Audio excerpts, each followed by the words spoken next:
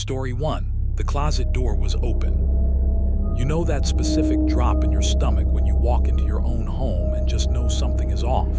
It's primal. The air feels heavier, cooler, like it's holding its breath because someone else was just there. That's the feeling I got last Tuesday, standing in my bedroom doorway at 2:00 a.m. I live alone in a decent-sized apartment complex just outside of Phoenix. It's one of those beige, cookie-cutter places, mostly quiet, full of young professionals and retirees. I work late shifts doing network security, so my schedule is pretty flipped. Because of that, I'm obsessive about my routine. Keys go in the bowl, boots by the door, jacket hung up. My bedroom is my sanctuary and I keep it immaculate. That includes the closet. It's a walk-in with one of those heavy sliding mirrored doors. I always keep it shut. I hate seeing my clothes hanging there in the dark. It just unnerves me. So Tuesday night, I chuck my keys in the bowl and head straight for the bedroom, dying to crash. I flipped on the light and froze. The mirrored closet door was slid open about 6 inches. It's a small thing, right? If you were in my shoes, you'd probably shrug it off. Maybe the AC kicked on and the pressure change pushed it. That's what I told myself. But those doors are heavy, they don't just drift. I stood there for a full minute just staring at the gap of darkness between the mirrors. My heart was doing that hard, thumping thing against my ribs. I grabbed a baseball bat from behind my door and did a quick sweep of the apartment. Nothing. The windows were locked. The deadbolt was engaged. I felt like an idiot, shoved the bat back, and slid the closet door shut with a loud bang. I didn't sleep well. 2 days later, Thursday, I get home around the same time. I walk into the bedroom and my stomach just bottoms out. The door is open again, wider this time, a foot. Now I'm panicked. I didn't just close it. I remembered the sound it made slamming shut on Tuesday. I didn't even check the apartment this time. I backed out of the room, went to my car, and called my landlord, an older guy named Mr. Henderson. It was 2:30 a.m. and he was furious, but I didn't care. I demanded to know if maintenance had been in. He swore nobody had keys but me and him, and he hadn't been there in a month. He basically told me to lay off the energy drinks and hung up. I went back inside, feeling crazy. I stood before the open closet. It smelled different near it, faintly metallic, like old pennies and unwashed hair. I forced myself to look inside. Everything seemed normal until I looked up at the top shelf. My stack of extra hoodies was different. The gray one that had been on the bottom was now in the middle. I wasn't crazy. Someone was coming into my apartment, my bedroom, while I was at work. I didn't sleep there that night. I got a cheap motel room down the highway. The next morning, Friday, I went back to the apartment in broad daylight and set up a little Wise security camera I'd bought on Amazon months ago and never used. I hid it on my bookshelf, nestled between some paperbacks, pointed directly at the closet door. I went to work that night feeling sick with anticipation. I spent my entire shift staring at my phone, waiting for a motion notification. At 1:17 a.m., my phone buzzed. Motion detected. Bedroom. My hands were shaking so bad I almost dropped the phone. I pulled up the live feed. The room was dark, illuminated only by the infrared sensors of the camera. The closet door was closed. Then slowly, silently, it began to slide.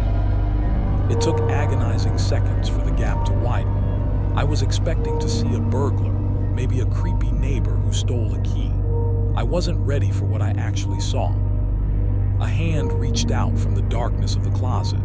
It was painfully thin, practically skeletal, with long, dark fingernails. It gripped the edge of the mirrored door. Then a head peeked out. It was a woman, but she looked wrong. Her hair was matted and filthy, hanging over a face that looked like gray leather. Her eyes caught the infrared light and glowed white, staring frantically around my empty room. She wasn't wearing shoes. She was dressed in rags that looked dozens of years old. She didn't stand up. She crawled out on all fours, moving in a jerky, unnatural way like a spider. I was paralyzed in my office chair, watching this thing creep across my carpet. She stopped at the foot of my bed. She sniffed the sheets. Then, with terrifying speed, she slithered underneath the bed frame. I called 911 immediately. I told them there was an intruder in my apartment right now. I drove home doing 90 the whole way. The cops met me in the parking lot. We went up together, guns drawn. They kicked the door in. The apartment was empty. The closet door was wide open. They checked under the bed. Nothing. But when they cleared out the closet, pulled out all my clothes and boxes, they found it. In the very back corner, behind my hanging coats, a section of drywall had been carefully cut away and replaced. It led into the narrow utility crawl space that ran between the apartment units. The cops said she must have been living in the walls of the complex for months, maybe longer, using my closet as a doorway to steal food and water when I was gone. They set up a manhunt, brought in dogs, checked the whole building's crawl space. They found a nest of blankets and chicken bones near my unit, but they never found her. I moved out that same day. I'm staying on a buddy's couch right now. I can't be alone. But here's the part that I can't get out of my head. The part that keeps me awake every single night. I rewatched that video file 100 times before I deleted the app. The timestamp shows she crawled out of the closet at 1:17 a.m. She went under the bed a minute later. The camera kept recording until I burst in with the cops at 1:50 a.m. She never came back out from under the bed on the video. The cops didn't find her because she wasn't there when they arrived, but the video proves she didn't leave the room. Which means when I came home that night, when I stood in that bedroom doorway with the police, she was still under there, waiting. And every night before that, when I came home late and fell exhausted into bed, she was already underneath me, listening to me breathe. Story 2, I heard my name called. The most terrifying thing isn't seeing a shadow move in the corner of your eye. It's hearing your own name spoken aloud when you know for a fact that you are completely alone. It makes you doubt your own sanity first, and once that defense is gone, the real fear sets in. This happened to me last Tuesday. My name is Josh, and I work overnight IT for a massive shipping logistics center outside of Denver. It's a cavernous warehouse surrounded by empty fields, usually dead quiet except for the hum of server racks and the occasional rattle of the heating vents. I was the only one on site that night, running a tedious system update that required babysitting until morning. Around 2:30 a.m., I was deep in some code, headphones on, drowning out the silence with a podcast. The audio cut out for a second during a buffering issue. In that split second of silence, I heard it. Josh. It was faint, muffled, like it came from the far end of the main corridor outside the server room. I whipped my headphones off and spun around in my chair. Nothing but the blinking green lights of the server towers. I sat frozen, straining my ears. You know how your brain tries to fix things that don't make sense? I told myself it was the building settling, or maybe a truck driving by on the highway half a mile away. I put my headphones back on, but I kept one ear cupped slightly off. 10 minutes later, it happened again. Josh. Louder this time, closer. It wasn't a generic voice either. It sounded exactly like my supervisor, Sarah. My stomach dropped. If Sarah was here at 3:00 a.m., something was seriously broke or I was in deep trouble. I grabbed my heavy-duty flashlight, the kind cops use, and walked out into the hallway. The automatic motion lights flickered on ahead of me, buzzing uncomfortably. Sarah, I called out. My voice sounded thin and shaky in the massive space. No answer. I walked toward her office. The door was open. Her desk was empty, her computer off. But her desk phone was off the hook, dangling by its cord just an inch above the carpet. A dial tone hummed softly. I felt a cold prickle on the back of my neck. I slowly reached down and put the receiver back on the cradle. The second it clicked into place, the phone immediately rang. The shrill noise made me jump back, nearly dropping my flashlight. I stared at it, who calls an empty office at 3:00 a.m. I picked it up, my hand shaking. Hello, logistics. Static, thick, heavy static, like white noise dialed up to 10. Then, underneath the static, a whisper cut through. Joshua. I slammed the phone down. Sarah never calls me Joshua. Only my mother calls me that when she's furious. My heart was hammering against my ribs. This wasn't a prank. It wasn't funny. I backed out of the office, intending to lock myself in the server room and call the police. As I stepped back into the main warehouse floor, a metal crash echoed from the loading bay section, the darkest, furthest part of the building. Then the voice bellowed out, no longer whispering, echoing off the high metal ceilings. Joshua, come here. It was unbearable. It sounded like a distorted blend of my mother's angry tone and Sarah's pitch, layered over something guttural that didn't sound human at all. I don't know why I did it. Maybe it was pure adrenaline stupidly overriding fear, but I didn't run to the server room. I stepped toward the loading bay, flashlight beam cutting through the dark aisles of towering pallets. Who's there? I yelled, trying to sound tough, but I was terrified. The voice giggled, a dry, dusty sound. Over here, Joshy. It was coming from Bay Door 4. I rounded the corner of a stack of crates and stopped dead. The massive roll-up metal door of Bay 4 was cracked open about 2 inches at the bottom. A sliver of moonlight cut across the concrete floor. The voice hadn't been coming from inside the warehouse. It had been calling to me from just outside that crack. It wasn't trying to scare me out of the building. It was trying to lure me to the door. It wanted me to open it. I bolted.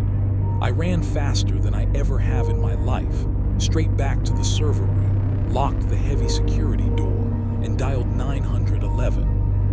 The cops searched the premises. They found nothing. Bay Door 4 was locked tight from the inside, just like all the others. They told me I must have been hallucinating from lack of sleep. I quit the next morning. I don't care about the paycheck. But here's the thing that keeps me awake now. The twist that makes me sick every time I think about it. I called my mom yesterday to just hear a friendly voice. Before I could even say hello, she said, "Josh, oh thank God, are you okay? I had the most horrible nightmare about you last night." I asked her what it was. She said, "I dreamt I was standing outside a huge metal door in the dark.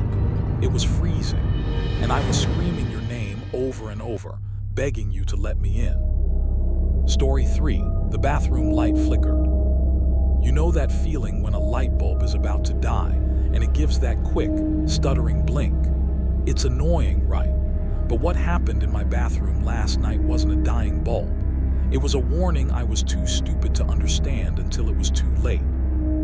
I just moved into this second-floor apartment off Elm Street last week. It's one of those older brick buildings that smells faintly of dust and cheap carpet, but the rent is low, and I needed a place fast after my breakup. I spent the whole day unpacking boxes and was dead on my feet by midnight. Around 1:00 a.m., I went into the bathroom to brush my teeth before crashing. It's a small, windowless room. Just a toilet, a shower with a translucent curtain, and a sink with a large, unframed mirror stuck flat to the wall above it. I was staring at my tired face in the mirror, toothbrush in my mouth, when the vanity light flickered. Not a strobe effect, just a single hard blink, darkness for half a second, then back on. I flinched but shrugged it off. Old building, old wiring. I leaned closer to the glass to rinse my mouth. 30 seconds later, it happened again. Blink. This time, my stomach dropped. In that split second before the light came back fully, the reflection in the mirror didn't look right. It felt crowded. I spit out the toothpaste, my heart suddenly beating faster. I told myself I was exhausted. I stared intensely at my own eyes in the mirror, daring it to happen again. It did. The darkness lasted longer this time, maybe a full second. In the dim afterglow of the bulb fading, I saw it clearly in the mirror. There was a shape standing directly behind me. It was tall, wearing something dark and baggy, like an old hoodie. I whipped around so fast, I nearly slipped on the tile floor. The bathroom behind me was empty. The shower curtain was partially open, revealing an empty tub. The door was shut tight just how I'd left it. My breathing was shallow now. I felt that primal urge to get out of a confined space. I grabbed the doorknob. It wouldn't turn. It wasn't locked. It just felt rigid, like it was welded shut. Panic set in hot and fast. I started rattling the knob violently, pulling with all my weight. The light started going crazy, rapid fire flickering now. Dark light, dark light. Every time the light hit darkness, the reflection changed. The figure wasn't just standing there anymore.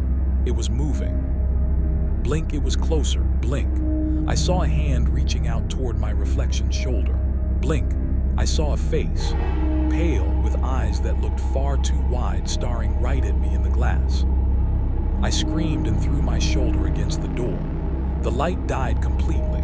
Total, suffocating blackness in that tiny, windowless room. In the dark, I heard a distinct sound, not from behind me, from in front of me.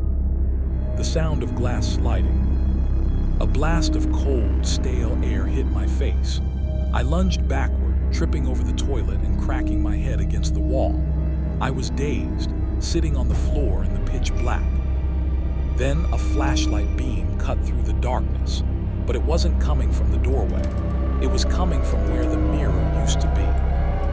The mirror wasn't hooked to a wall. It was set into a cutout leading to the utility crawl space behind the bathroom. Someone slid the two-way mirror aside and was shining a light down at me. I scrambled up, adrenaline overriding the pain in my head, and hit the door one more time. It flew open easily this time. I fell out into the hallway and didn't stop running until I reached the street. The cops found the crawlspace entrance in the basement. It ran behind the walls of all the second-floor apartments. They found a sleeping bag, food wrappers, and a disgusting bucket used as a toilet right behind my bathroom wall. They told me the guy had rigged the bathroom light to a dimmer switch on his side. He liked to mess with tenants before he did whatever he was planning to do.